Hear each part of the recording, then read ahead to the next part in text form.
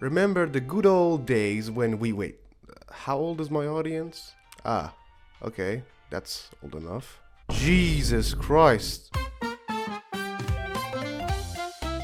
朋友是一个坚韧不拔的纪录片，在香港这座城市的设置。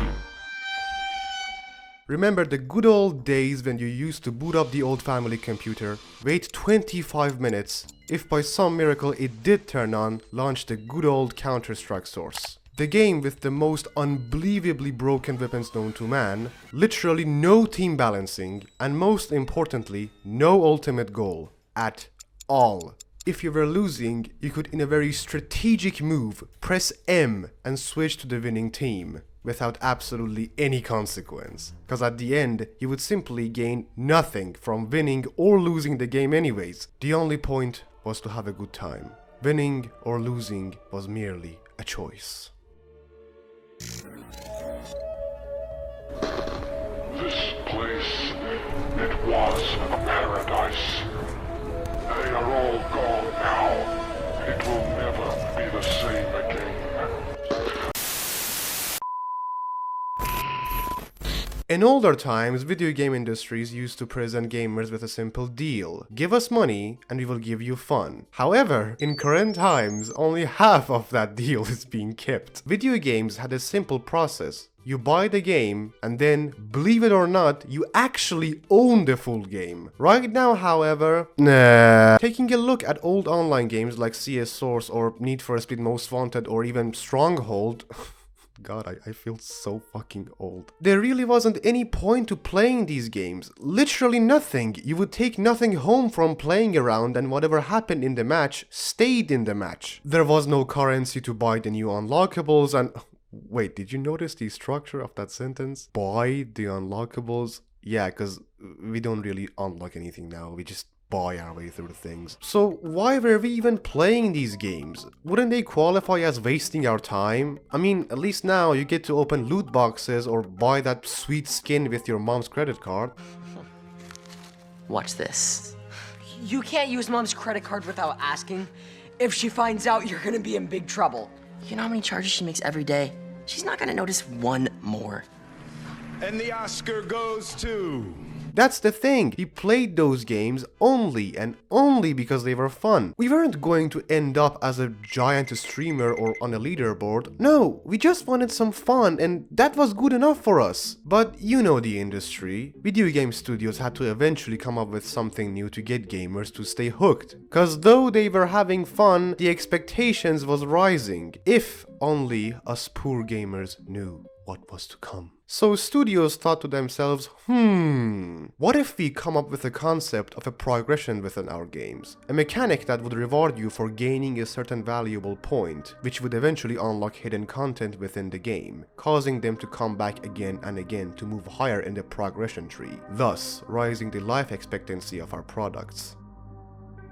Sir, I only said that your credit card was declined. Therefore, some values were added into the games. Levels, KDs, and win-lose ratios. Gamers now knew that their actions has a consequence on their reputation. And the concept worked. People now valued games as some kind of trophy shelf. Getting those sweet ratios high was now a genuine goal. But even then, that was about it. You raise those numbers and then you are qualified as a veteran. That meant you would simply loosen up and start trying. What if we come up with a concept that would make a bunch of players superior to the others? Something like the hierarchy of military, with some standing on higher steps than others, attracting more respect towards themselves, pushing everyone to put in effort to grow and stand as high as them.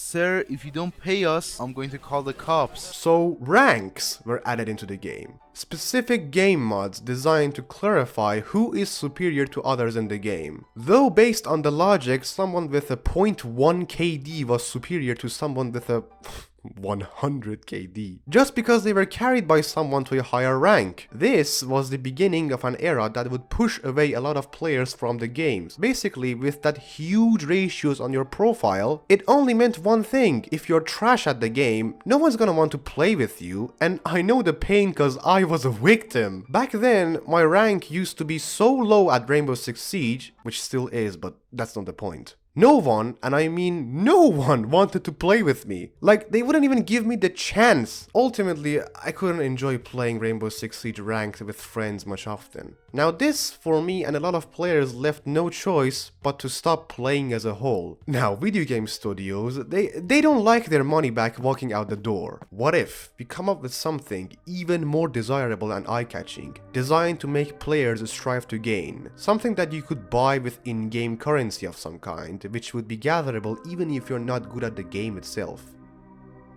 It has been 10 minutes since I asked you to pay us. There came cosmetics, skins, weapon designs, emotes, sprays, charms, pretty much anything that doesn't really affect your skill in the game at all. Now this had a giant impact.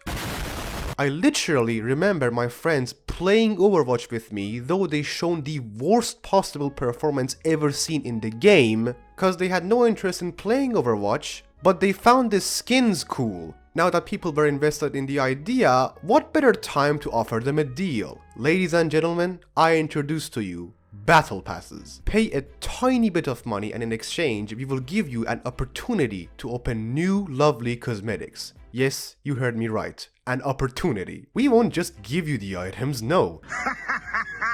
You need to then, after paying us the money, start playing twice as the time you did regularly and complete challenges to open these items. So if you pay us and don't play the game, we will literally get your money and you will achieve nothing. What's that? You're willing to pay us to get those cosmetics instantly? How generous! We have just the deal for you. Before gamers knew it, their games were turned into a second job. It wasn't even about enjoyment, it was about increasing the value of your account and decreasing the value of your wallet. You wouldn't play with your friends if they weren't as good as you, and you would rather spend time gaining more items than actually having a good time with them. It was like a matrix, a cycle that just doesn't end. Whether you won or lost a match, the outcome was the same. You start the next one with an illusion of a goal. Yes, these factors are all still artificial.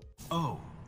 No one gives a shit about your rank or how many skins you own. Well, maybe they do when you're like 12. But these stuff made you believe you're spending your time on something that is worth it. Every time you turned on your console, you had more stuff than you did last time, so you genuinely believed there was progression being made. And there was, but it was only a game. Eventually you had to let go because it wasn't making any progress in your real life. Only a small portion of people actually made it to the point where they made money off of playing games. Some made it pro, some became streamers, and some became YouTubers like me. Oh, now that we're talking about me, less than 1% of my viewers are subscribed, so please subscribe. I need money to buy Nitro for my Discord kitten. But all those methods require so much time to actually have any outcome. And growing in these platforms is literally one of the hardest things you can do. So people have to risk losing a definite ticket to an average life for a 1% ticket to a desirable one. Every once in a while, a bunch of games drop which don't really care about any of these stuff, like Friday the 13th. If we take a look at the game,